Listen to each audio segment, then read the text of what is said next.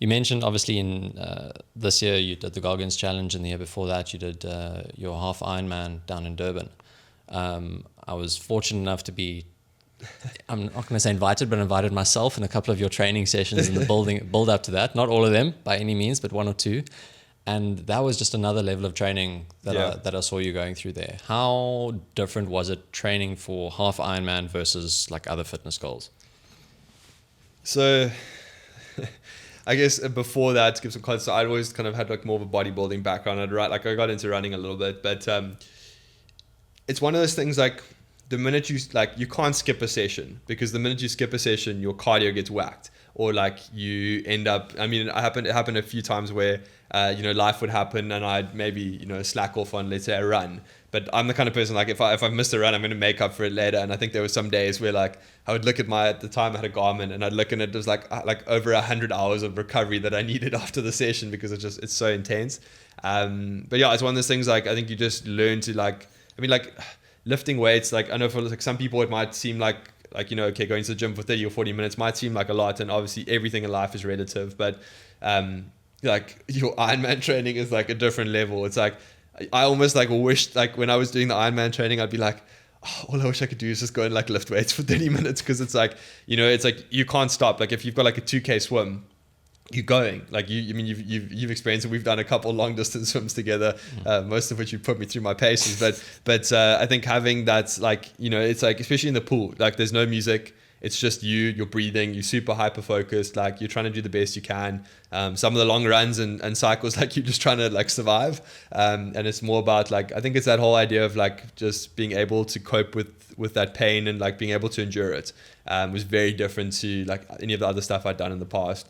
And again, like the time management thing is huge. Like I remember, like there's sometimes like you've got like a 3-hour bike followed by a 2-hour run, or like a 5-hour bike you've got to do on the weekend, and like you've been busy all week doing work, and now, like, obviously you want to spend time with your partner, you want to like see your friends, your family. So yeah, that was really, really, it was tough, but at the same time it also makes you incredibly good at planning, which I quite enjoyed.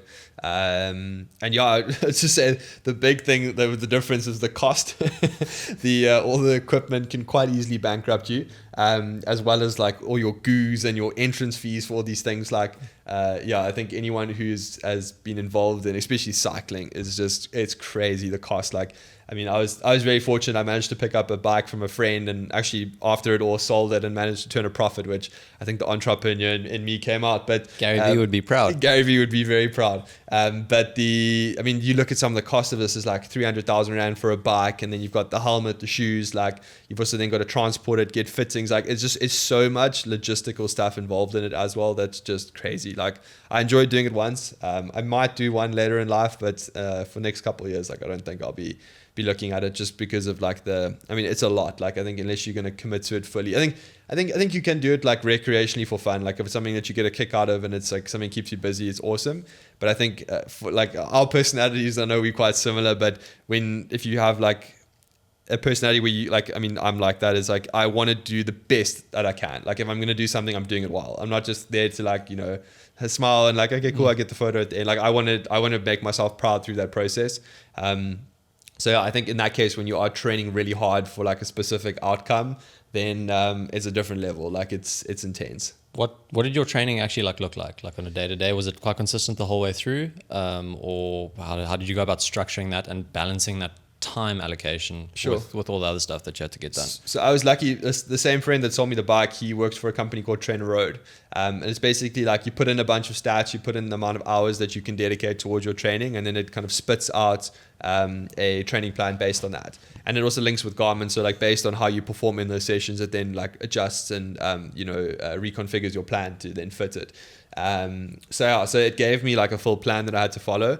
Most days were 2 a day, which was quite intense. So like, for example, I would always put the easier session first and then the harder session in the evening. So that way I could like at least focus during the working day. Cause I think like not be exhausted and like trying to like fight off the naps. Cause if you've had like a 3-hour bike in the morning and suddenly now you've got to go and like sit through a full 12-hour day of sales calls and managing team members, it becomes quite a lot. So that's how I generally did it. I normally do like the quicker session, so like do like a swim in the morning, or like because the swim obviously in the Ironman is like the shortest period. So just quickly like bang out the swim, get it done, and then like maybe go for like a run in the evening, whatever. But yeah, I tried my best to kind of split that up. Most days were 2 a day. Sometimes it was nice, like you'd get like a brick workout, so you could like have your bike and then immediately jump into a run. But yeah, I would say the amount of clothing you go through is also insane. Like you always just in sports kits, and then normal kit and sports kits, it's ridiculous. But the one thing that was amazing was the amount of food that you can eat without gaining weight. So I was like unlimited buffet, literally. And I think for most of you like who wouldn't know this, but I was quite a fat kid growing up, like I was chubby for a bit. So like that, I always tease that like inner fat kid is still in me. So when like food is there, it just lights up and it's like, yes, please. So yeah, being able to just like, just chow huge amounts of food. I remember after a couple of runs, we actually went to, in Cape Town, there's a spot here called Jason's, which have like the most amazing pastries, but they do this crazy flapjack stack where you get like these 3 like monster flapjacks, and in between it there's like eggs and bacon, and then you can put syrup on top. And I don't know how many calories like the whole meal is, and also like the risk that it sets you for like diabetes and a bunch of other issues. But like being able to just like go for a run and polish one of those and then have a pizza later, and like it was crazy. Like it was a lot of fun. But definitely an expensive hobby to have. Yeah, I'm gonna say it must like double your food budget. Easily doubling. Sure. No, that's something to consider that doesn't always get factored into any of the like I think the sports things is like how every other aspect of your life suddenly the volume's also going to increase. Like you said, simple things like literally just having to do more laundry, having to get more food when you go buy groceries. So you actually have to factor in those time allocations as well, which is silly, but for sure. Kind of valid too. No, for sure. I think like you said, all aspects. It's like suddenly now you're visiting the deep tissue masseuse. Like if you need it weekly, then weekly, other like once a month. Like your laundry goes up, your food goes up. You've got the cost of all these things. Like I think it's anything you start to realize in life. Like sometimes like less is more when it comes to the quality of your life. And I think it's like, especially as I mean, we've both been through that period of, especially the beginning of like an entrepreneurship journey. You start to realize like how much you need everything to work for you, and realizing like peace comes from almost like getting more from less. And I guess that also, I mean, you start to realize it through these things. It's like you like suddenly consuming all these things, and you've got all this stuff in your life, and it ends up being quite crazy. And you start to realize that like there's almost peace in like simplifying things a little bit. I like that. I'm gonna write that down as a quote. Peace comes from getting more from less. That should be like on a motivational poster somewhere. Just get it tattooed across the chest or something. I remember during your Ironman training, there was one particular day which I like to think that I can be quite competitive and stuff as well, but this was just another level for me of determination and stuff that you went through. I think you did, I don't know if it was a full distance, I'd hope it wasn't, but I think you did like a mock triathlon in the gym. Why? How? What was that about? So a friend of mine had said like, before you do it, try and simulate a triathlon. And like, I don't know, I think he was kind of like teasing. He was like, oh no, do like the full distance. Like, just to interrupt you quickly, like a triathlon can be a beautiful, if you're fit enough, it can be a beautiful experience because you're out in nature, you're seeing different things, you're with a bunch of different people, you're exploring, especially on the bike and the run. Like you cover quite a bit of distance, so you see a lot. So it's very stimulating beyond just the physical demands of what it entails. Yes. And also you get different distance. So you get like sprint triathlons where it's like, 500 meter swim, and then you do a 20k bike, and then like a 5k run, and like it's over within like, I mean, some guys get like, some of the sprints Oaks do it in under like an hour, which is crazy. But so you can have like different levels to this. But my friend jokingly was like, oh, you should just like, just do a simulation of the half, not expecting me to do it. And then I had actually planned with Maddie and a couple of other friends to, do sections with them outside. But as it so happens, it ended up, I mean, beautiful Cape Town. It decided to rain, and it was crazy wind and stuff. It was horrific weather. It was terrible. So I was like, well, you know what? I've committed to this thing. I want to do what I said I was going to do. So let me go and use the gym. So yeah, it was quite a process. I think I was at the gym for about 6 hours. I think the staff started to look at me quite weirdly. But yeah, I basically did my 2Ks in the pool. I got out, put my tri-suit on, started on the stationary bike. Did you have your fancy helmet on as well? I didn't have the fancy helmet on. That would have been classic. Like tri-suit in the gym with a fancy helmet would have been. I'm gonna have to send a photo for you, link in the podcast. but No, so I did my 90Ks on the bike, which is actually, to be honest, 90Ks on a stationary bike, although it's boring as hell, a lot easier than doing it in real life. And then I got on the treadmill and did my half marathon.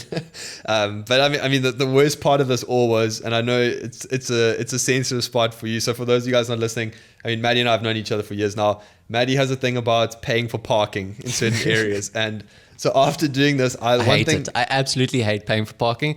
Even if it's like £5, it doesn't make sense for me. It's like a fundamental belief system that I have that it's not okay. As you can see, we've had a few discussions about this, but essentially, one thing I hadn't taken into consideration when doing this all, and it was probably the talking about cost, the biggest aspect of it, but I get to the station to pay, and this is keeping in mind that the gym has given me a free 2-hour parking, and I get to the thing and it says it's going to be $450 to park. You're like, this is bullshit. So I'm like, not a chance of I paying that. Like I've actually just given my soul at the gym. Like there's no chance that I'm going to be paying this. So without incriminating myself too much, and luckily no one knows where it was, but I pushed the intercom and I have to like put on this voice like sorry, the machine's not working, and I'm like trying to act like the machine's not working. Eventually the lady got so annoyed with me that she just let me through, and it was a big win in my mind. But the parking bandit strikes again. I think they're still looking for me, but yeah, it was definitely a process.